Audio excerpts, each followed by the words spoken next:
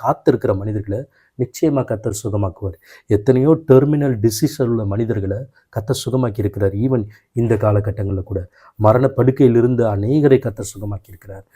உங்களையும் எல்லாரையும் கர்த்தர் சுகமாக்க வல்லமையுள்ளவராக இருக்கிறார்.